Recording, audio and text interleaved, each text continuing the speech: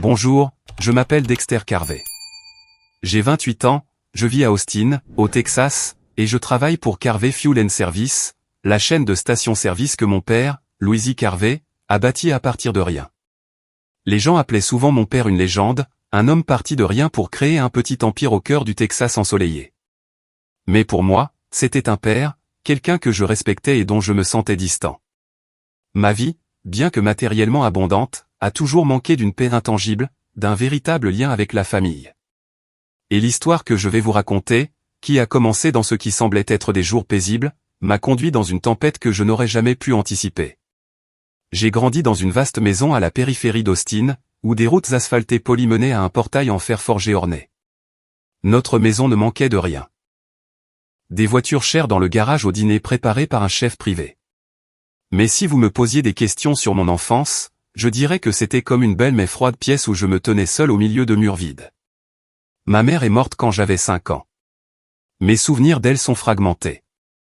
Un doux sourire, une étreinte chaleureuse et la légère odeur de son parfum quand elle m'embrassait sur le front avant de dormir. Quand elle est partie, une partie de mon monde a disparu. Mon père, Louis Carvey, n'a jamais parlé de sa douleur, mais je l'ai senti dans la façon dont il s'est jeté dans le travail. Il a bâti Carvey Fuel & Service à partir d'une seule station-service en bord de route pour en faire une chaîne de plus de 20 sites à travers le Texas. Je ne lui en voulais pas, mais son absence a laissé un vide en moi que ni l'argent ni le confort ne pouvaient combler. 3 ans après la mort de ma mère, mon père s'est remarié avec Sadie, une femme vive d'esprit aux cheveux bruns et aux yeux bleus perçants. Sadie n'était pas la méchante belle-mère des contes de fées, mais elle n'a jamais essayé d'être ma mère non plus. Son affection était entièrement réservée à Liam, son fils avec mon père, de 9 ans mon cadet. Je me souviens encore des après-midi où Sadie s'asseyait avec Liam, lui lisant, lui caressant les cheveux, ou rayonnant alors qu'il babillait sur sa journée. Avec moi, elle gardait les choses cordiales, des salutations polies, de légers sourires, et parfois un regard qui me rappelait que je n'étais pas sa priorité. Je ne lui en voulais pas. Je comprenais que Liam était sa chair et son sang alors que j'étais juste un vestige du passé de mon père. Mais chaque fois que je la voyais serrer Liam dans ses bras, je ressentais une pointe, un rappel que je n'avais plus personne à appeler maman. Mon père, Louis Carvey, était un homme grand avec une voix profonde et résonnante et un air naturel d'autorité. Il était respecté dans la communauté d'Austin, non seulement pour son succès commercial, mais aussi pour sa généreuse philanthropie. Il a construit des écoles, financé des bourses et organisé des distributions de nourriture gratuite pendant les vacances. Avec Liam et moi, il était juste, ne montrant aucun favoritisme. Il m'a appris à nouer mes lacets, à réparer un vélo et plus tard à lire des rapports financiers. Il a également pris le temps d'emmener Liam à des matchs de baseball ou de réparer ses jouets. Mais son travail le tenait éloigné de la maison. Les dîners de famille n'étaient généralement que moi, Sadie et Liam, avec le tintement des couverts sur les assiettes en porcelaine et les remarques vagues de Sadie sur ce dont Liam avait besoin ou voulait. Quand mon père était présent, il était souvent fatigué, son regard lointain, comme s'il était quelque part loin. Je ne me souviens pas de la dernière fois que mon père et moi avons eu une vraie conversation. C'était peut-être quand j'avais 15 ans, quand il m'a emmené à la première station Carvey Fuel & Service, a montré l'enseigne usée et a dit « Dexter, c'est là que tout a commencé. Si tu le veux un jour, tout cela pourrait être à toi. » J'ai hoché la tête, ne comprenant pas entièrement sa signification, mais le regard dans ses yeux, plein d'attente et de fierté, est resté avec moi. À partir de ce moment, j'ai juré de le rendre fier. Après avoir obtenu mon diplôme universitaire en administration des affaires, j'ai rejoint Carvey Fuel & Service sans hésiter. J'ai commencé par les plus petites tâches, vérifier les registres, superviser le personnel, même faire le plein d'essence les jours d'été étouffants. Je ne voulais pas que quiconque pense qu'on m'avait tout donné parce que j'étais le fils de Louis Carvey. Progressivement, j'ai fait mes preuves. J'ai introduit de nouvelles idées, de l'automatisation des systèmes de paiement à l'expansion des services de proximité dans les stations. En 4 ans, j'ai aidé l'entreprise à ouvrir 3 nouveaux sites, élevant la marque Carvey Fuel & Service à de nouveaux sommets. Mon père a commencé à me voir différemment. Il m'a appelé dans son bureau, m'a tapé sur l'épaule et a dit « Tu as bien fait, Dexter. Je suis fier de toi. » Ces rares mots ont été ma plus grande motivation. Les collègues ont commencé à me respecter, non seulement comme le fils du patron, mais pour ma compétence. Pourtant, au fond de moi, je me sentais toujours seul. Je n'avais pas d'amis proches, pas de relations profondes. Le travail est devenu mon refuge où je pouvais me sentir en contrôle et valorisé. À la maison, les choses sont restées les mêmes. Sadie a gardé ses distances, et Liam, maintenant en 2e année d'université, semblait souvent jaloux de moi. Il ne l'a jamais dit ouvertement, mais je l'ai vu dans ses yeux chaque fois que mon père mentionnait mes réalisations. Ce soir-là, tout a changé. C'était une nuit d'automne fraîche et j'étais à la maison, me préparant pour une autre journée de travail. Mon père appelait rarement pour un dîner de famille, alors quand il l'a fait, cela semblait important. En entrant dans la salle à manger, la lueur du lustre illuminait une table somptueusement dressée. Sadie était assise d'un côté, ses cheveux soigneusement épinglés, ses lèvres rouges formant un sourire crispé. Liam était assis en face d'elle, faisant défiler son téléphone, levant à peine les yeux. Mon père était assis à la tête de la table, son comportement sérieux mais teinté d'une excitation inhabituelle. « Dexter, Sadie, Liam » a-t-il commencé, sa voix profonde et autoritaire. J'ai beaucoup réfléchi ces derniers temps. Carvé Fuel & Service n'est pas seulement mon entreprise. C'est l'héritage de notre famille, et je crois qu'il est temps de le transmettre à quelqu'un qui le mérite. Mon cœur s'est emballé. J'ai regardé mon père, essayant de deviner ses prochains mots. Sadie a posé son verre de vin, ses yeux vacillant de lassitude. Liam a levé les yeux, les sourcils froncés. « Dexter » a dit mon père, en me regardant dans les yeux. « Tu as fait tes preuves. Tu n'es pas seulement mon fils. Tu es un homme avec une vision et des responsabilités. J'ai décidé de te confier le contrôle total de Carvé Fuel & Service à partir du mois prochain. » La salle à manger est tombée dans le silence. Ma tête bourdonnait de fierté et d'incrédulité. C'était ce pourquoi j'avais travaillé sans relâche, mais l'entendre de la bouche de mon père ressemblait à un rêve. Je l'ai regardé, cherchant des mots, et j'ai réussi à dire « Merci, papa ». Je ne te décevrai pas, Sadie a souri, mais cela n'a pas atteint ses yeux. « Félicitations, Dexter » a-t-elle dit, sa voix douce mais froide.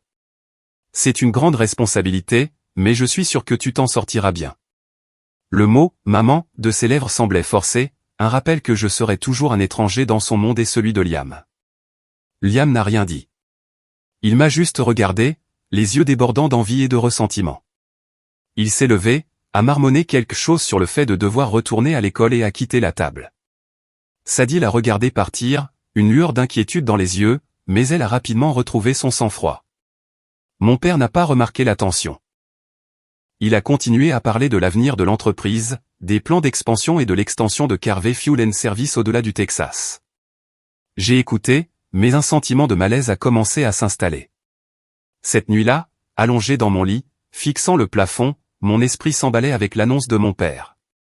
J'ai pensé aux années passées, à la façon dont je m'étais efforcé de me montrer digne du nom de Carvé.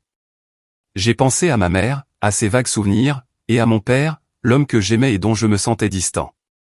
Je me demandais si j'étais vraiment prêt à porter son héritage. Dehors, Austin était plongé dans l'obscurité, seules les lumières des stations Carvé Fuel & Service brillant comme de petites flammes dans la nuit.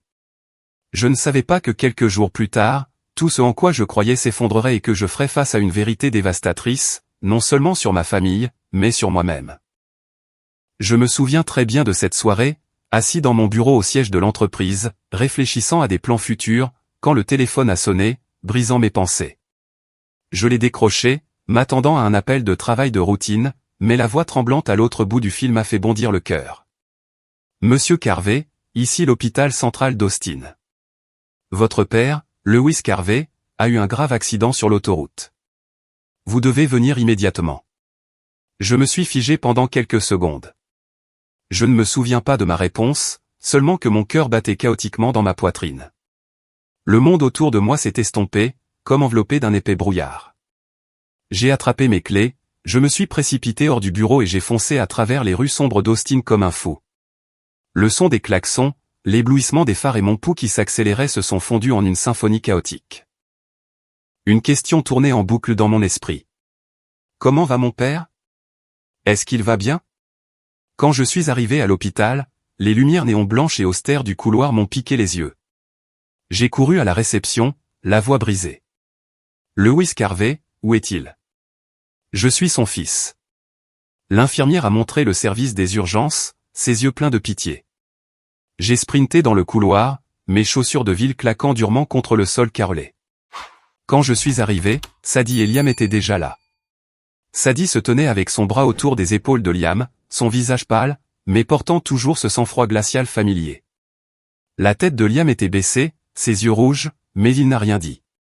Je voulais poser des questions sur l'état de mon père, mais avant que je ne le puisse, un médecin s'est approché, son masque baissé sur son menton, ses mains toujours dans des gants chirurgicaux. « C'est la famille de Lewis Carvey ?» a-t-il demandé, sa voix basse mais urgente. J'ai hoché la tête, la gorge sèche. Je suis Dexter, son fils. Comment va mon père? Le médecin nous a regardés, son regard lourd. Monsieur Carvey a subi de multiples blessures dans une collision routière. Il a perdu beaucoup de sang.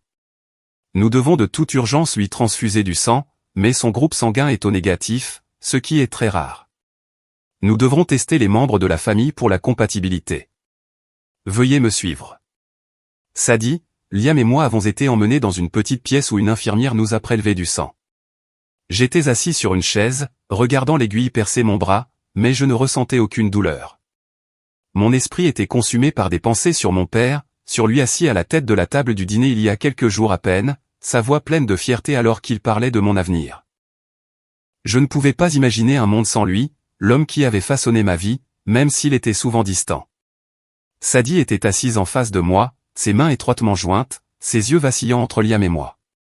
Liam, habituellement si arrogant, avait maintenant l'air petit et effrayé, ses épaules tremblant alors que l'infirmière retirait l'aiguille de son bras. Personne n'a parlé. L'air dans la pièce était lourd, comme si nous retenions tous notre souffle, attendant un miracle.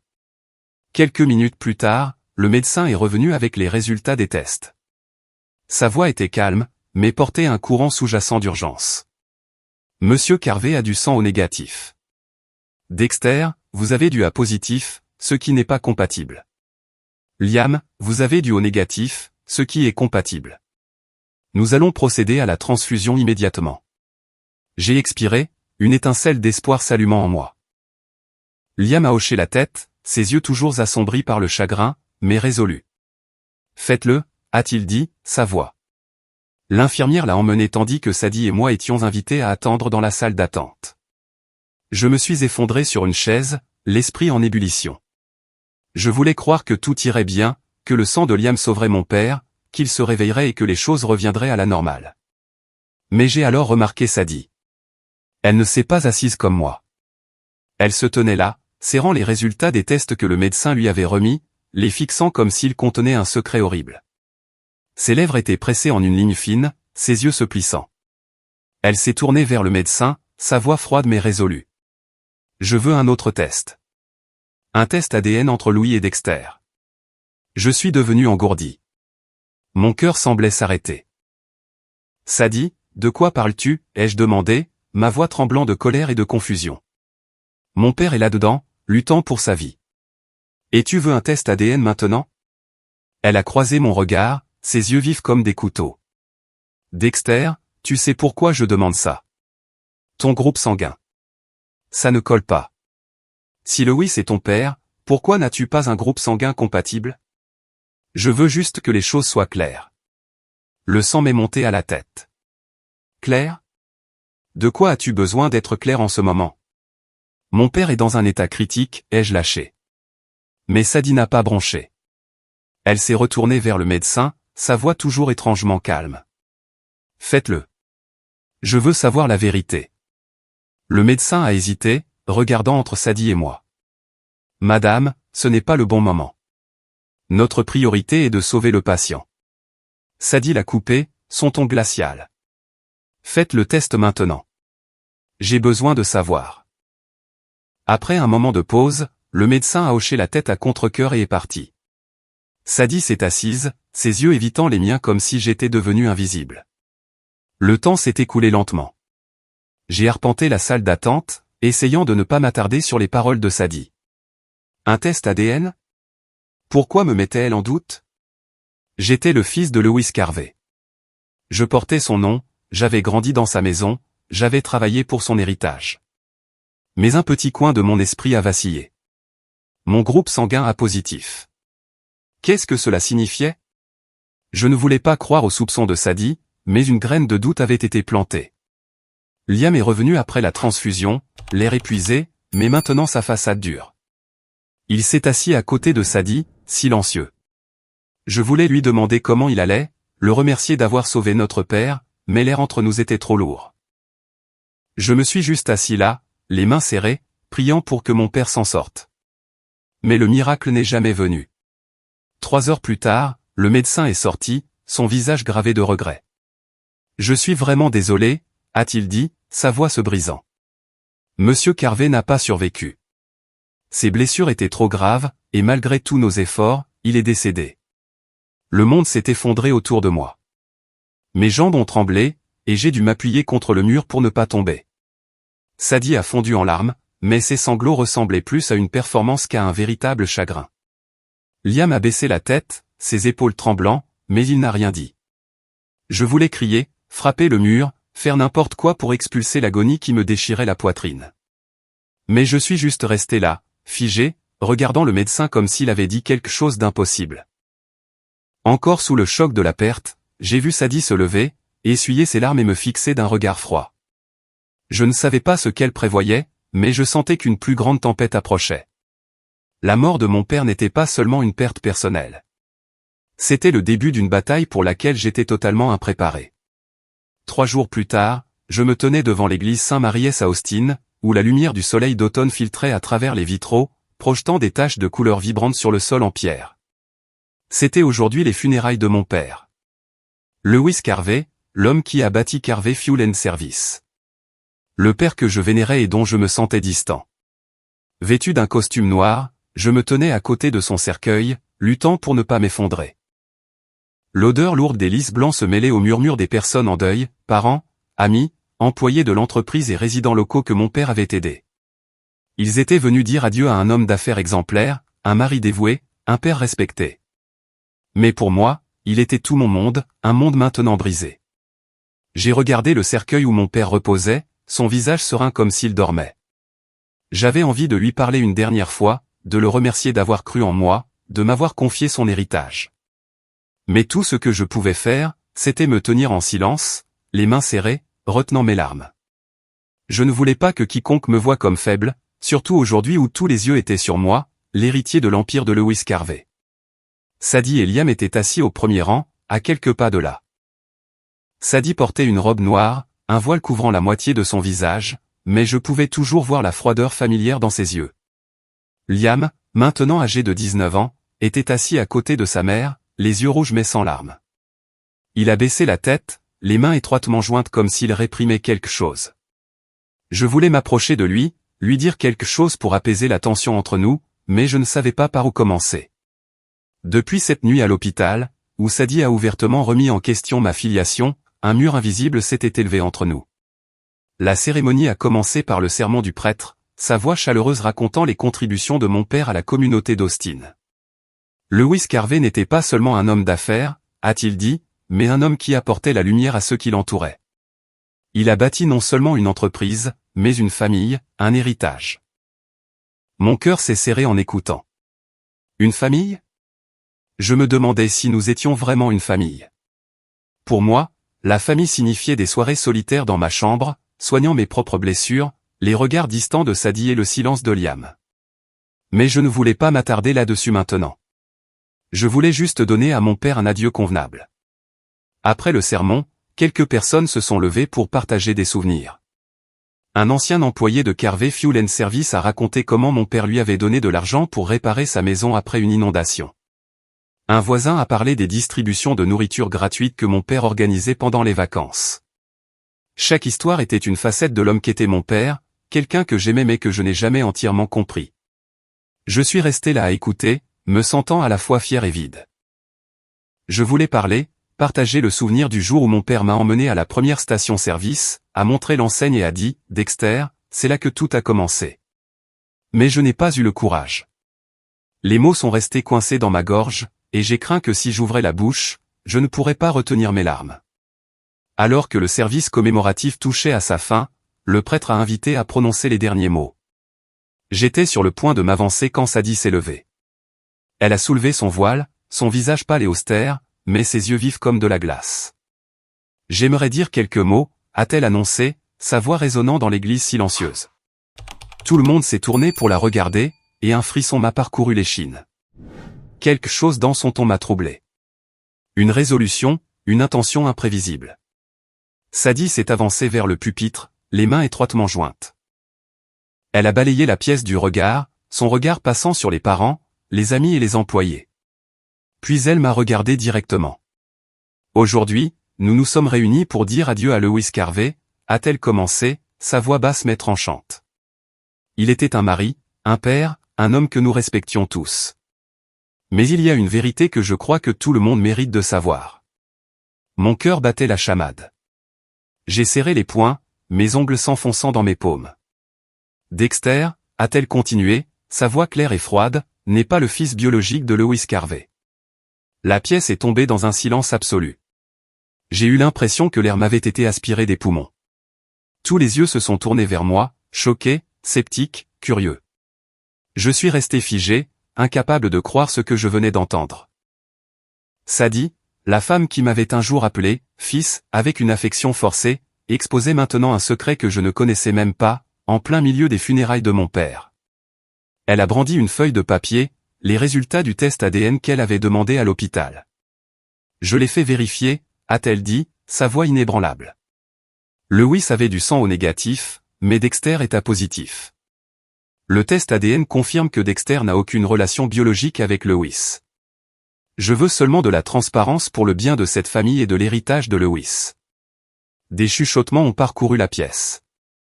Certains parents m'ont regardé avec suspicion. D'autres ont secoué la tête avec incrédulité. Mon visage a brûlé, non pas de honte, mais de rage. Je voulais crier, lui arracher le papier des mains, lui demander pourquoi elle avait choisi ce jour pour tout détruire. Mon père venait d'être mis au repos, son cercueil toujours devant nous. Et pourtant, elle osait transformer ses funérailles en une scène pour m'attaquer.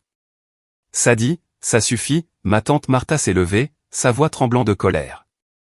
Ce sont les funérailles de Lewis. N'as-tu aucune honte? Mais Sadie n'a pas arrêté.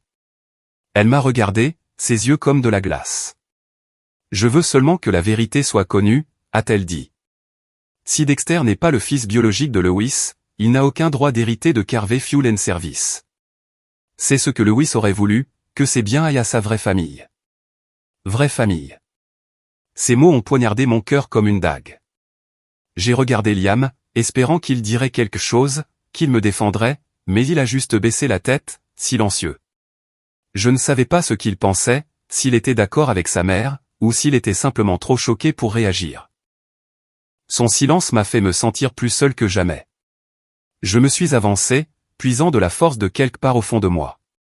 Sadie, ai-je dit, ma voix m'est ferme. Fais ce que tu veux.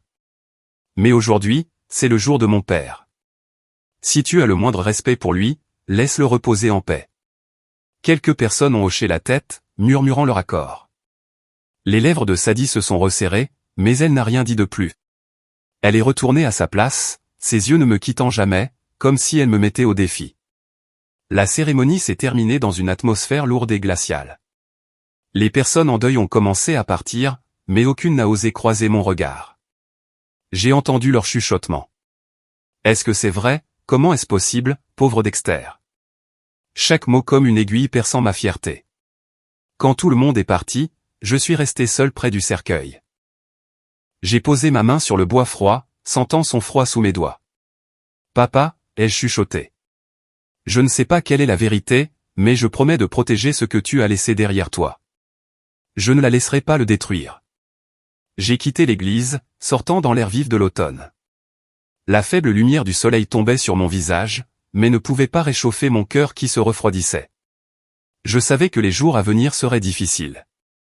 Sadie avait semé des graines de doute dans la famille Carvey, et je devrais faire face à une bataille, non seulement pour protéger l'héritage de mon père, mais pour défendre mon identité même. 5 jours après les funérailles, je me tenais devant l'immeuble de verre moderne du bureau de l'avocat Eugene Shaw, dans le centre-ville d'Austin, prêt à entendre le testament de mon père. Le ciel était couvert, de lourds nuages menaçants comme s'ils pesaient sur la ville. Je portais le même costume noir que lors des funérailles de mon père, mais maintenant il me semblait être une armure, me protégeant des regards et des chuchotements qui m'attendaient à l'intérieur. J'ai pris une profonde inspiration, essayant de calmer le malaise qui me rongeait la poitrine. Aujourd'hui, le testament de mon père serait lu. Aujourd'hui, j'apprendrai si la déclaration de Sadie lors des funérailles que je n'étais pas le fils biologique de Lewis Carvey détruirait tout ce pourquoi j'avais vécu et combattu. J'ai poussé la porte, l'air frais de la climatisation m'a fait frissonner. Dans la salle de réunion, tout le monde était déjà présent. Sadie était assise à la tête de la table, sa posture royale, ses yeux bleus froids me balayant. Liam était assis à côté d'elle, son regard évitant le mien, concentré sur ses mains étroitement jointes. Quelques parents proches, tante Martha, oncle Henry et la cousine Hélène, étaient assis dispersés autour de la table, leurs visages tendus. Des représentants de Carvey Fuel & Service, dont Carl le directeur financier et Laura la directrice régionale, étaient également là, leurs yeux remplis de curiosité. Eugène Shaw, l'avocat de mon père depuis plus de 20 ans, se tenait à la tête de la table, ses cheveux argentés et ses lunettes à monture dorée lui donnant l'air d'un gardien final de la vérité. Dexter m'a salué Eugène, sa voix basse mais chaleureuse. Vous êtes à l'heure. Veuillez vous asseoir. Commençons. J'ai tiré une chaise et je me suis assis en face de Sadie. L'atmosphère de la pièce était lourde, comme si nous retenions tous notre souffle, attendant qu'une bombe à retardement explose. Les échos de l'annonce de Sadie lors des funérailles persistaient, les regards suspicieux, les chuchotements dans mon dos et le silence de Liam, un rappel que je menais cette bataille seul. Eugène a posé un dossier sur la table, son regard balayant tout le monde. Aujourd'hui, nous nous réunissons pour annoncer le dernier testament de Lewis Carvey, a-t-il commencé, sa voix claire et posée. Ce testament a été mis à jour pour la dernière fois il y a 6 mois, notarié et légalement déposé. Tout ce qu'il contient reflète les dernières volontés de Lewis. Mon cœur battait plus fort. Sadie était assise droite, les mains jointes, ses yeux fixés sur Eugène comme si elle essayait de lire chaque mot avant qu'il ne soit prononcé. Liam gardait la tête baissée, mais j'ai remarqué que ses doigts tremblaient légèrement. Je me demandais à quoi il pensait, s'il était du côté de sa mère ou si, comme moi, il attendait des réponses. Eugène a ouvert le dossier et a commencé à lire. Lewis Carvey lègue tous les actifs, actions, contrôle opérationnel et propriétés connexes de Carvey Fuel & Service à Dexter Carvey. La valeur totale estimée de ses actifs est d'environ 65 millions de dollars. Il a fait une pause, me regardant, ses yeux transmettant le poids de ses mots. La pièce est tombée dans le silence. Ma tête bourdonnait de soulagement et d'incrédulité. Mon père m'avait choisi. Dexter Carvey, celui que Sadie prétendait ne pas être son fils biologique. J'ai jeté un coup d'œil à Sadie, attendant sa réaction. Son visage était pâle, ses lèvres pressées en une ligne fine, mais elle n'a rien dit. Liam a levé les yeux, une lueur de choc dans les siens, mais il est resté silencieux. Eugène a continué, Madame Sadie Carvey recevra une maison de vacances à Houston et une allocation financière annuelle fixe. Liam Carvey recevra un fonds de bourse d'études d'une valeur de $1 million pour soutenir son éducation et ses projets futurs. Sadie s'est levée d'un bond, sa chaise raclant bruyamment. C'est impossible! A-t-elle crié, sa voix tremblant de rage. Ce testament doit être révisé. Dexter n'est pas le fils biologique de Lewis. J'ai des preuves. Les résultats du test ADN. Elle a brandi le papier qu'elle avait agité lors des funérailles, ses yeux flamboyants comme pour me réduire en cendres. Si Lewis avait su la vérité, il n'aurait jamais tout laissé à quelqu'un qui n'est pas son fils. La pièce a éclaté. Tante Martha a secoué la tête, chuchotant à oncle Henry. Laura, la directrice régionale, m'a regardé avec confusion. Liam a serré les poings, son regard vacillant entre sa mère et moi comme s'il était déchiré. Je voulais me lever, crier à Sadie qu'elle n'avait pas le droit de me juger, que mon père m'avait choisi parce qu'il me faisait confiance. Mais je suis resté assis là, agrippé à la chaise, luttant pour rester calme. Madame Sadie, a dit Eugène, sa voix toujours calme mais sèche. Veuillez vous asseoir et maintenir l'ordre. Je n'ai pas terminé. Sadie a cligné des yeux comme si elle était stupéfaite qu'il ose l'interrompre, mais elle s'est assise, ses yeux lançant toujours des éclairs.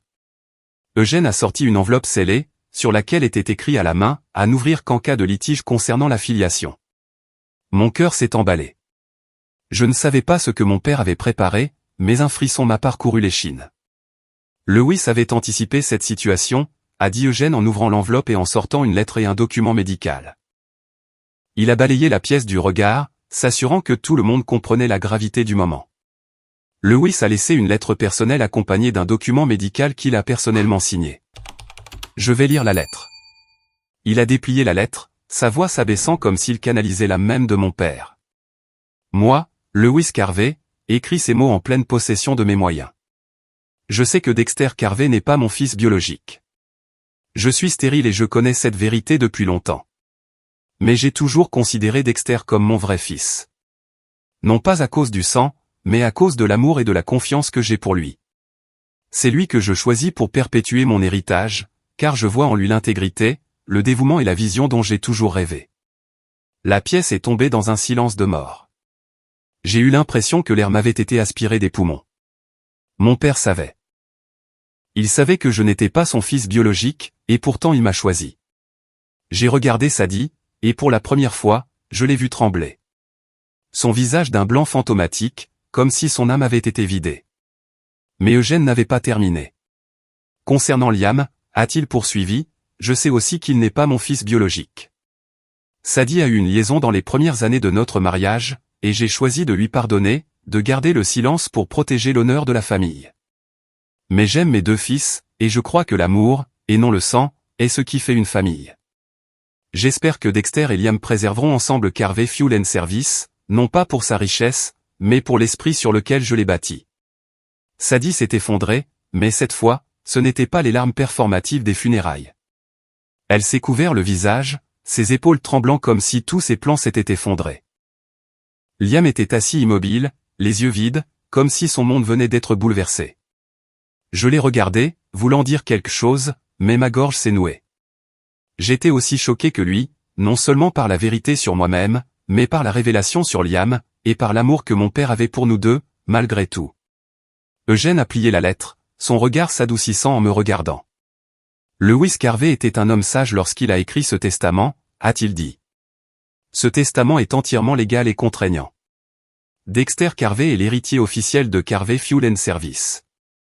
La pièce est de nouveau tombée dans le silence, mais cette fois, c'était différent. Pas un silence de doute, mais d'acceptation. Tante Martha s'est levée, s'est approchée et m'a serré dans ses bras, chuchotant, « Tu es son fils, Dexter. Ne laisse personne te dire le contraire. » Oncle Henry a hoché la tête, les yeux pleins de soutien. Mais Sadie et Liam sont restés assis comme des statues laissées dans une tempête. Sadie s'est levée brusquement, tirant Liam hors de la pièce sans un mot. Il ne m'a pas regardé, mais j'ai vu ses épaules trembler comme s'il réprimait un raz-de-marée d'émotions. Je voulais le rappeler, lui dire que je ne lui en voulais pas, que nous pouvions faire face à cela ensemble. Mais je suis juste resté là, me sentant à la fois vide et accablé. L'héritage que mon père a laissé n'était pas seulement de la richesse. C'était un poids de vérité, de secret et d'un amour que je n'avais jamais entièrement compris. Alors que tout le monde partait, Eugène m'a tapoté l'épaule et a dit « Lewis te faisait confiance, Dexter, mais sois prêt. La route à venir ne sera pas facile. » J'ai hoché la tête, sentant un poids invisible se poser sur mes épaules. En sortant du bureau, j'ai levé les yeux vers le ciel gris d'Austin. Une tempête approchait, et je savais que, comme la pluie, mes vrais défis ne faisaient que commencer. Dans les jours qui ont suivi, la nouvelle du testament s'est répandue comme une traînée de poudre. Les médias locaux ont commencé à bourdonner à propos du nouvel héritier de Carvey Fuel and Service, mêlé de rumeurs sur le secret de filiation que Sadie avait révélé lors des funérailles. Les employés de l'entreprise me regardaient avec un mélange de curiosité et de lassitude, comme si j'étais une énigme qu'ils ne pouvaient pas résoudre. Je ne leur en voulais pas. Je me demandais moi-même qui j'étais après tout ce qui s'était passé. Mais une chose était sûre.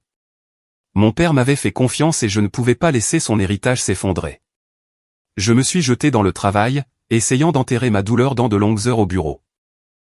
J'ai examiné les rapports financiers, rencontré les directeurs régionaux et veillé à ce que Carvey Fuel and Service fonctionne sans problème. Mais peu importe à quel point j'essayais, le vide s'accrochait à moi. Un après-midi, alors que je passais en revue les rapports de revenus dans mon bureau au siège de Carvey Fuel and Service, un coup à la porte m'a surpris. J'ai levé les yeux pour voir Sadie debout là, bien loin de la femme froide et vive que je connaissais. Elle portait une robe simple, ses cheveux lâchement attachés, et ses yeux bleus, autrefois perçants, portaient maintenant un regard las, presque suppliant. Je suis resté debout, pris au dépourvu, ne sachant pas comment réagir. « Dexter » a-t-elle dit, sa voix douce mais claire. On peut parler un instant? J'ai hoché la tête, faisant un geste vers la chaise en face de mon bureau. S'il vous plaît, asseyez-vous. Mon ton était plus froid que je ne le voulais, mais je ne pouvais pas cacher ma méfiance. Après ce qu'elle avait fait, remettant publiquement en question ma filiation lors des funérailles, essayant de renverser le testament de mon père, je n'étais pas sûr de pouvoir lui faire confiance. Sadie a baissé la tête, ses mains se crispant plus fort. J'avais tort, a-t-elle dit, sa voix tremblant. J'ai laissé mes émotions prendre le dessus. Lewis était mon mari, Dexter. J'ai vécu avec lui pendant plus de 20 ans. Et Liam, c'est mon fils. Je voulais juste m'assurer qu'il ait un avenir. La colère a monté en moi, mais je l'ai retenue. Pensez-vous que je veux priver Liam de son avenir, ai-je demandé. Mon père lui a laissé un fonds de bourse d'études. Il vous a laissé une maison et une allocation annuelle fixe. Il a pensé à vous deux. Sadie a levé les yeux, ses yeux vacillants. Mais Carvey Fuel and Service, a-t-elle dit doucement. C'est l'œuvre de la vie de Lewis, l'œuvre de notre famille. Je pensais juste que si vous partagiez un peu le contrôle, peut-être pourrions-nous garder les choses stables, comme une famille. Je l'ai regardé, incrédule. Partager le contrôle? Après tout ce qu'elle avait fait? J'ai pris une profonde inspiration, gardant ma voix stable. Sadie, le testament de mon père était sa décision finale. Il m'a choisi, non pas à cause du sang, mais parce qu'il croyait que je pouvais perpétuer son héritage. Je ne changerai pas ça. Elle m'a regardé, une lueur de douleur traversant son visage, mais ensuite elle a hoché la tête comme si elle s'attendait à ma réponse. J'ai adouci mon ton. Mais je ne veux pas vous pousser, vous Liam, hors de cette famille. Vous et Liam pouvez rester au domaine Carvey aussi longtemps que vous le souhaitez. Je n'ai aucune intention de vous priver de votre confort. Je pensais sincèrement ces mots. Malgré la blessure que Sadie avait causée, malgré le fait que Liam ne m'ait jamais vraiment vu comme un frère, je ne voulais pas couper tous les ponts. Mon père m'avait appris que la famille, aussi imparfaite soit-elle, valait la peine d'être chérie. Mais pour Sadie, mon offre semblait être une gifle. Elle s'est levée d'un bond, le visage rouge de colère. « Pensez-vous être noble, Dexter ?» a-t-elle crié, sa voix tremblant. « Pensez-vous pouvoir nous jeter des miettes comme si nous étions des mendiants? Vous n'êtes pas le vrai fils de Lewis, et pourtant vous avez pris tout ce qui devrait appartenir à mon fils. » J'étais abasourdi, non préparé à son explosion. Sadie, je n'ai rien pris.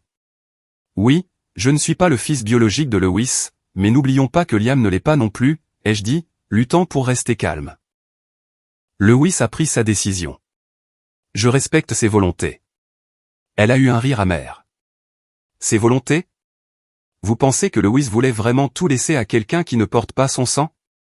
Vous êtes un hypocrite, Dexter. Vous agissez noblement, mais vous voulez juste tout garder pour vous. Ces mots m'ont profondément blessé, coupant dans ma fierté. Je voulais lui crier dessus, lui dire que j'avais travaillé sans relâche pour mériter l'héritage de mon père, que je n'avais pas besoin de lien de sang pour prouver que j'étais son fils. Mais je suis juste resté là à la regarder, ressentant à la fois de la colère et de la pitié. Sadie avait laissé l'amertume et l'ambition la consumeur, et maintenant elle se détruisait. Quelques jours plus tard, j'ai appris que Sadie et Liam avaient fait leurs valises et avaient déménagé dans la maison de vacances à Houston. Ils n'ont laissé aucun message, aucun appel.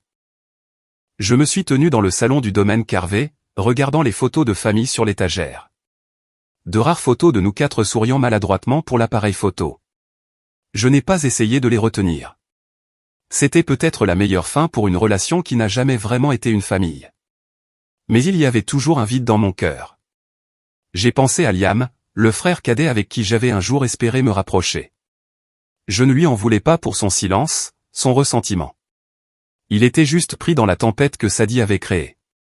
Mais je me demandais si un jour nous pourrions nous asseoir ensemble, en tant que frères, et parler de ce qui s'était passé.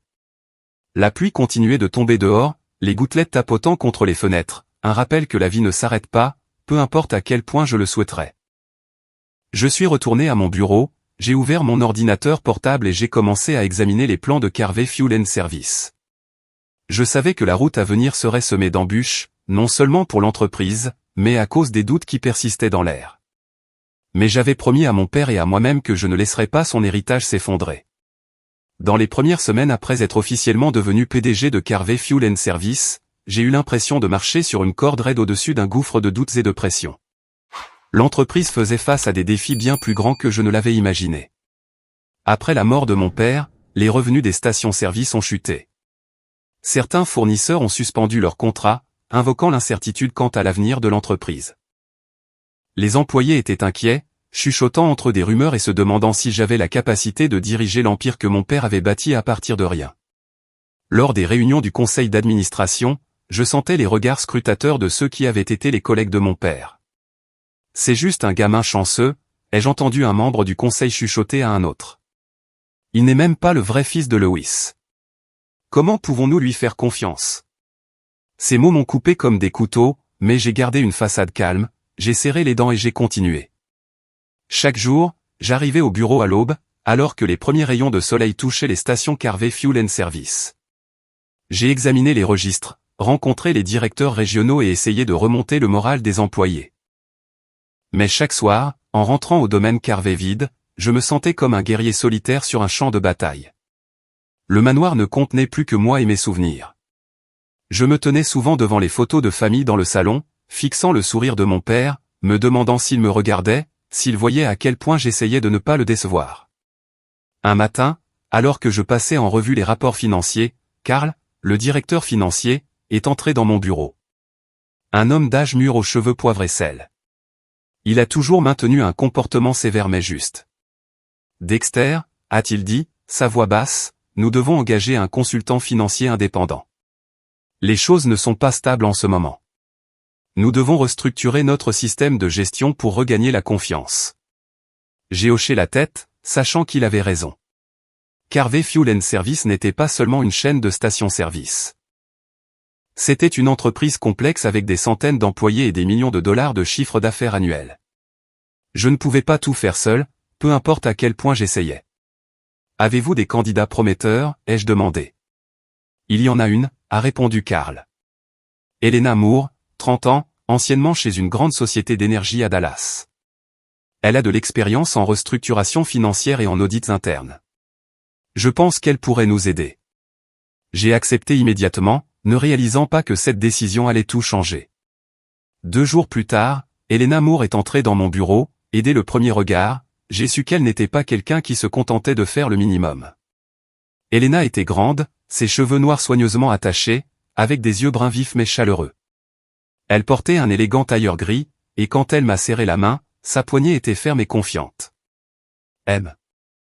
Carvé ?» a-t-elle dit, sa voix claire. J'ai étudié la situation de Carvé Fuel & Service. Nous avons beaucoup de travail à faire, mais je crois que nous pouvons remettre les choses sur les rails. J'ai souri, sentant une étincelle d'espoir. Appelez-moi Dexter, ai-je dit. Et j'ai hâte de travailler ensemble. Elena n'a pas perdu de temps. Elle s'est plongée dans le travail comme une tornade, analysant les données, rencontrant les directeurs et proposant des changements audacieux mais pratiques. Elle a découvert des divergences comptables, des contrats inefficaces et des succursales sous-performantes que mon père avait probablement négligées dans son activité. J'ai été impressionné par son intelligence et sa franchise. Contrairement aux autres, Elena ne me regardait pas avec suspicion. Elle me traitait comme un partenaire, pas comme l'héritier chanceux que les médias me qualifiaient. Un après-midi, alors que nous travaillions tard, Elena m'a regardé par-dessus une pile de documents. « Dexter », a-t-elle dit, son ton doux mais sérieux. « Je sais que vous êtes sous beaucoup de pression. Les médias, les rumeurs. Je m'en fiche, mais je vois comment vous travaillez. Vous avez une vision et je crois que vous pouvez faire avancer cette entreprise plus loin que même Lewis Carvé ne l'a fait. » J'ai été pris au dépourvu, non préparé à ces paroles. Pendant des semaines, je m'étais habitué au doute et à la surveillance. Les paroles d'Elena étaient comme une brise fraîche, apaisant une partie de ma solitude. « Merci », ai-je dit, ma voix. J'essaie juste de ne pas décevoir mon père. Elle a souri, une chaleur rare dans son expression. Vous ne le décevrez pas, mais vous devez croire en vous, Dexter. Non pas à cause du testament, mais parce que vous en êtes vraiment capable. À partir de ce moment, Elena est devenue mon alliée la plus vitale. Nous avons travaillé ensemble non seulement pour corriger les défauts de l'entreprise, mais pour construire une nouvelle vision. J'ai proposé d'étendre les services dans les stations, en ajoutant des bornes de recharge pour véhicules électriques, des dépanneurs ouverts 24h24 et même des lave-autos automatisés. Elena a aidé à transformer ses idées en réalité avec des plans financiers détaillés et des stratégies claires. Progressivement, les employés ont commencé à me faire davantage confiance. Ils ont vu que je n'étais pas seulement un nom sur un papier, mais quelqu'un qui se souciait vraiment de l'avenir de l'entreprise. Les mois qui ont suivi ont été une bataille acharnée. Mais cette fois, je ne me battais pas seulement pour l'héritage de mon père. Je me battais pour moi-même. Sous ma direction et avec le soutien d'Elena, Carvé Fuel & Service a commencé à retrouver son élan.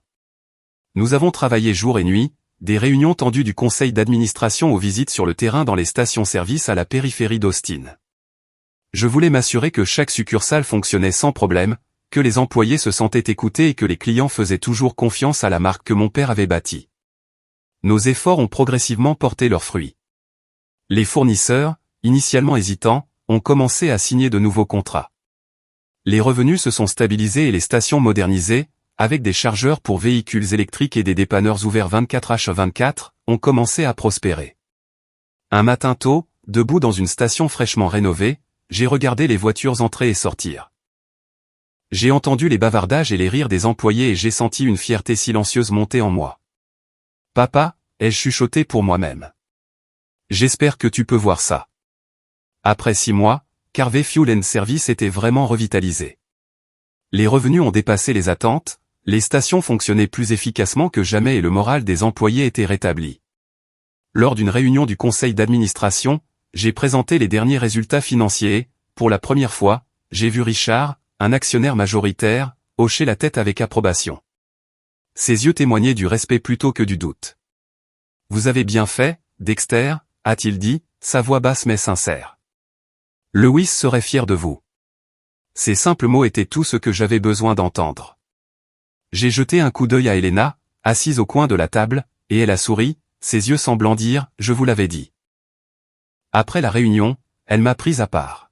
« Vous voyez, » a-t-elle dit, son ton légèrement taquin. « Je vous avais dit que vous y arriveriez. » J'ai ri, me sentant plus léger que jamais. « Je n'aurais pas pu le faire sans vous, Elena. » Elle a secoué la tête, mais son sourire s'est élargi. « Nous sommes une équipe, Dexter. » Ne l'oubliez pas, ma relation avec Elena s'est approfondie. Nous avons commencé à nous voir en dehors du travail, non seulement pour discuter d'affaires, mais pour partager les petits détails de nos vies. Un soir, elle m'a invité dans un petit parc à la périphérie d'Austin, où elle faisait souvent du jogging. Nous nous sommes assis sur un banc en bois, regardant le clair de lune scintiller sur le lac.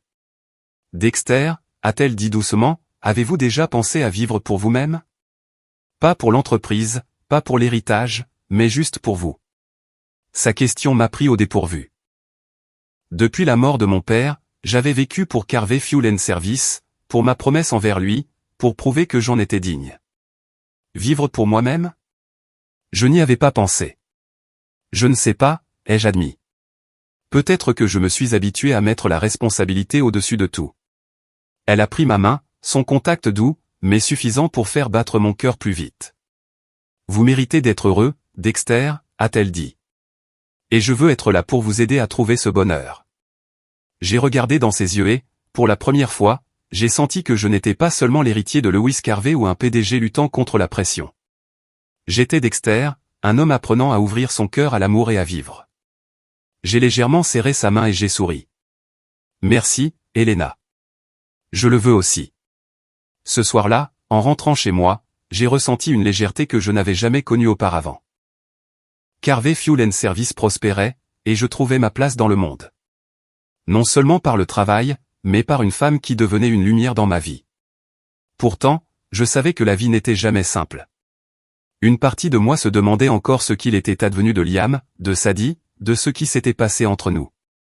Je ne savais pas si nous nous réconcilierions un jour, mais je gardais l'espoir que, comme mon père l'avait dit un jour, l'amour trouverait un chemin. Depuis que Sadie et Liam ont déménagé à Houston, je n'ai pas eu de leurs nouvelles. J'ai pensé à appeler ou à envoyer un texto, mais à chaque fois que je prenais le téléphone, j'hésitais. Je ne savais pas quoi dire après tout ce qui s'était passé. Après la déclaration de Sadie aux funérailles, après la vérité révélée dans le testament de mon père, après le silence de Liam quand j'avais le plus besoin de lui. Je me demandais s'il m'en voulait ou s'il était simplement pris dans les manigances de sa mère. Un matin, alors que je vérifiais mes emails dans mon bureau, un message étrange m'a glacé le sang. Il provenait d'une adresse email inconnue, mais l'objet a fait battre mon cœur plus vite. Dexter, il faut qu'on parle. Je l'ai ouvert, mon esprit tourbillonnant de malaise. Les mots à l'écran étaient simples mais sincères. Bonjour, Dexter. C'est Liam. Tu ne veux probablement pas de mes nouvelles après tout ce qui s'est passé. Je sais que je suis resté silencieux quand maman a fait des choses qui n'étaient pas justes. J'ai eu tort et je suis désolé. Je ne m'attends pas à ce que tu me pardonnes tout de suite, mais je veux revenir à Austin pour travailler pour Carvey Fuel & Service. Non pas pour te concurrencer, mais pour perpétuer ce que papa a laissé derrière lui. Peux-tu me donner une chance? Je suis resté là, fixant l'écran, mes émotions déferlant comme des vagues. Une partie de moi voulait répondre immédiatement, dire à Liam que je ne lui en voulais pas, que je voulais arranger les choses. Mais une autre partie, la partie blessée par son silence aux funérailles, par son départ sans un mot, m'a fait hésiter. Était-ce un autre plan de Sadie, ou Liam voulait-il vraiment changer? J'ai appelé Elena dans mon bureau et je lui ai montré l'email. Elle a écouté alors que je partageais mes sentiments contradictoires. Le désir de renouer avec Liam, mais aussi la peur d'être à nouveau trahi. Elena a penché la tête, pensive. Dexter, je ne connais pas Liam, mais je te connais. Tu es quelqu'un qui choisit toujours ce qui est juste, même quand c'est difficile. Si Liam veut vraiment revenir pour recommencer à zéro, ne penses-tu pas que tu devrais lui donner une chance? Pas pour sa mère, mais pour vous et Liam, qui étiez autrefois des frères. Ces mots ont touché une corde sensible en moi. Je me suis souvenu de notre enfance, quand Liam et moi jouions dans le jardin du domaine Carvey, quand il n'était qu'un enfant innocent, non touché par les manigances des adultes. Je me suis souvenu du regard de mon père alors qu'il nous regardait, comme s'il espérait qu'un jour nous préserverions son héritage ensemble. Tu as raison, ai-je dit doucement. Je vais donner une chance à Liam. Mais il devra faire ses preuves. Une semaine plus tard, j'ai rencontré Liam dans un petit café du centre-ville d'Austin. Quand il est entré, je l'ai à peine reconnu. Liam, maintenant âgé de 21 ans, avait l'air plus mature, plus grand, mais ses yeux portaient encore des traces du garçon que j'avais connu. Il portait une chemise blanche et un jean, son allure simple mais posée, aucune trace de l'arrogance ou du ressentiment d'autrefois. Il s'est assis en face de moi, les mains jointes, son regard vacillant. Dexter, a-t-il commencé, sa voix basse mais sérieuse. Merci de m'avoir rencontré. Je ne sais pas par où commencer, mais je suis désolé pour tout. Pour être resté silencieux aux funérailles, pour ne pas t'avoir soutenu quand maman a fait ces choses. Je l'ai étudié, cherchant le moindre indice de tromperie. Mais tout ce que j'ai vu, c'était du remords. Il a pris une profonde inspiration, ses yeux ne quittant jamais les miens. J'ai beaucoup réfléchi, Dexter. Quand maman et moi avons déménagé à Houston, je pensais que c'était un moyen de tout oublier. Les funérailles, le testament, ce qu'elle a dit. Mais je n'ai pas pu. Papa me manque. Carvey Fuel & Service me manque. Ce que nous avions me manque. Je ne veux pas te faire concurrence. Je veux juste travailler, faire partie de l'héritage que papa a laissé derrière lui. Je suis resté silencieux, laissant ses paroles s'installer. Je voulais le croire, mais le souvenir de ces jours douloureux persistait. Liam, ai-je dit, ma voix. Je ne sais pas si je peux te faire entièrement confiance pour l'instant, mais je suis prêt à te donner une chance. Pas pour ta mère, pas pour papa, mais parce que je veux que nous soyons des frères. De vrais frères. Il a hoché la tête, une étincelle d'espoir dans les yeux. Merci, Dexter. Je ne te décevrai pas, j'ai décidé d'embaucher Liam à la station-service principale de Carvey, celle où mon père a commencé sa carrière. Je ne lui ai pas donné de poste élevé ni de traitement de faveur parce qu'il était mon frère. Tout le monde ici est jugé sur son travail, pas sur son nom de famille, ai-je dit lors d'une réunion interne annonçant le rôle de Liam en tant que stagiaire. Certains employés ont été surpris, d'autres ont chuchoté, mais je m'en fichais. Je voulais que Liam fasse ses preuves, comme je l'avais fait. Les premières semaines, je l'ai observé de loin. Il a travaillé dur, n'ayant pas peur des tâches difficiles, du nettoyage de la station à l'aide aux clients les jours de grande affluence. Je l'ai vu sous le soleil brûlant du Texas, essuyant la sueur de son front, mais souriant toujours en discutant avec ses collègues. Une fois, j'ai entendu un employé vétéran lui dire « Tu ressembles à Lewis à l'époque, Liam. » Il a commencé comme ça aussi. Ces mots m'ont fait sourire, ne serait-ce qu'intérieurement. J'ai commencé à encadrer Liam comme mon père m'avait encadré. Je lui ai appris à lire les rapports de revenus, à gérer les problèmes des clients et à garder l'équipe motivée. J'étais patient mais ferme, ne voulant pas qu'il pense que les choses seraient faciles simplement parce que nous étions frères. Liam a appris rapidement, et j'ai vu en lui une détermination que je n'avais pas remarquée auparavant. Certains soirs, quand nous n'étions que tous les deux au bureau, il me posait des questions sur les débuts de l'entreprise, sur des histoires de notre père que je connaissais. Je lui ai raconté le jour où papa m'a emmené à la première station, a montré l'enseigne et a dit « Dexter, c'est là que tout a commencé ». Un soir, après une longue journée de travail, Liam m'a regardé, sa voix douce. « Dexter, es-tu en colère contre moi? Pour ce qui s'est passé ?» J'ai croisé son regard, voyant la sincérité d'un frère. J'étais en colère, ai-je admis. Mais plus maintenant. Nous avons tous les deux été victimes de choses que nous ne pouvions pas contrôler. Liam, ce qui compte, c'est ce que nous choisissons de faire à partir de maintenant. Il a hoché la tête, ses yeux brillants. Je veux rendre papa fier, Dexter. Et je veux que tu sois fier de moi. J'ai posé une main sur son épaule et j'ai souri. Continue comme ça, Liam. Je commence déjà à être fier de toi. À partir de ce moment, notre relation a commencé à se reconstruire. Nous n'étions plus des adversaires, divisés par des manigances d'adultes. Nous étions des frères, non pas par le sang, mais par notre engagement l'un envers l'autre et envers l'héritage de notre père. Les employés ont commencé à nous appeler les « frères Carvé ». Et chaque fois que j'entendais ce nom, une petite étincelle de joie vacillait dans mon cœur. Un an s'était écoulé depuis le retour de Liam, et Carvé Fuel & Service non seulement a survécu, mais a prospéré au-delà de tout ce que nous aurions pu imaginer. Nous avons ouvert 5 nouvelles succursales, modernisé les stations avec des lave-autos automatisés, des bornes de recharge pour véhicules électriques et des dépanneurs ouverts 24h24 et animés.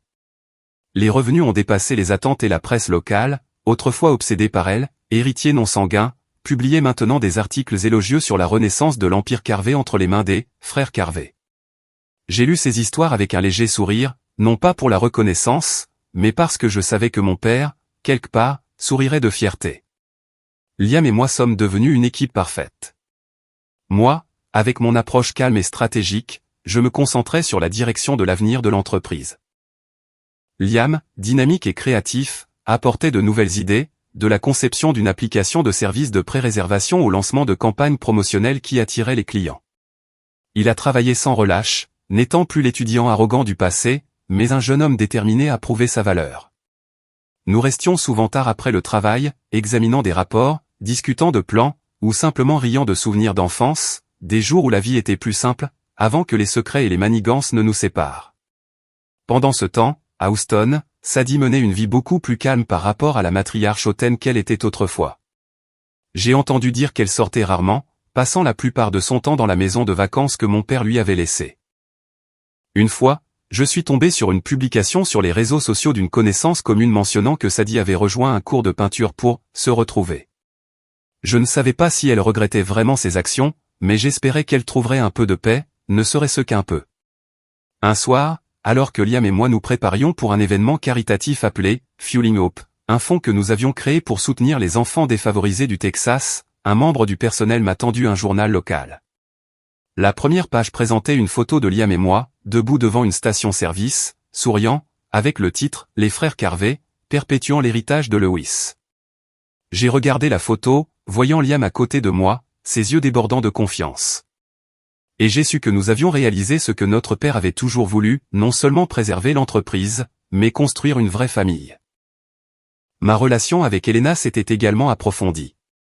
Un soir, après l'événement Fueling Hope, elle m'a invité dans son appartement du centre-ville d'Austin. C'était la première fois que j'entrais dans son espace personnel, un endroit petit mais confortable, orné de peintures abstraites sur les murs et de la légère odeur de vanille des bougies parfumées. Nous nous sommes assis sur son canapé, sirotant du vin et parlant de l'avenir. Quelques mois plus tard, lors de la célébration du 30e anniversaire de Carvé Fuel & Service, je me suis tenu sur scène, regardant nos employés, nos partenaires et ceux qui nous avaient soutenus. Liam se tenait à côté de moi, confiant et radieux, le frère que j'avais toujours rêvé d'avoir.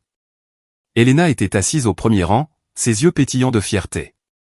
J'ai saisi le microphone, j'ai pris une profonde inspiration et j'ai commencé mon discours. Aujourd'hui, nous ne célébrons pas seulement les 30 ans de Carvé Fuel & Service, ai-je dit, ma voix résonnant dans la salle. Nous célébrons un héritage. L'héritage de Lewis Carvé, qui m'a appris que la famille ne se définit pas par le sang, mais par ceux qui choisissent de rester et d'affronter les jours les plus sombres avec vous. J'ai fait une pause, balayant du regard les visages attentifs de la foule. Je pensais que le sang faisait une famille, ai-je continué. Mais j'ai appris que la famille se construit sur l'amour, l'engagement et la confiance. Mon père ne m'a pas laissé de richesse. Il m'a laissé la conviction qu'un véritable héritage doit être nourri avec honnêteté et amour. J'ai jeté un coup d'œil à Liam et il a hoché la tête, les yeux pleins d'émotion. Liam et moi ne sommes pas seulement les frères Carvé, ai-je dit. Nous sommes la preuve que, quelles que soient les tempêtes, l'amour et le pardon peuvent tout guérir. Les applaudissements ont éclaté et une vague d'émotion m'a submergé. J'ai baissé les yeux sur Elena, j'ai vu son sourire, et j'ai su que j'avais trouvé non seulement une famille, mais un foyer en moi-même. Après la cérémonie, je me suis tenu devant la première station Carvé Fuel & Service, où mon père avait un jour montré l'enseigne et parlé de ses rêves. J'ai ressenti un lien profond avec lui. Je n'étais plus le garçon solitaire de mon enfance, ni l'héritier mis en doute. J'étais Dexter Carvé, un homme qui avait appris que la famille ne se définit pas seulement par le sang, mais par ceux qui choisissent de rester et de construire ensemble. Le véritable héritage de mon père n'était pas la richesse. C'était la façon dont on se souvenait de lui. Un homme qui aimait, pardonnait et faisait confiance. Et moi, aux côtés de Liam et d'Elena, je continuerai à porter cet esprit, non seulement à travers Carvé Fuel & Service, mais dans la façon dont nous vivons, aimons et pardonnons.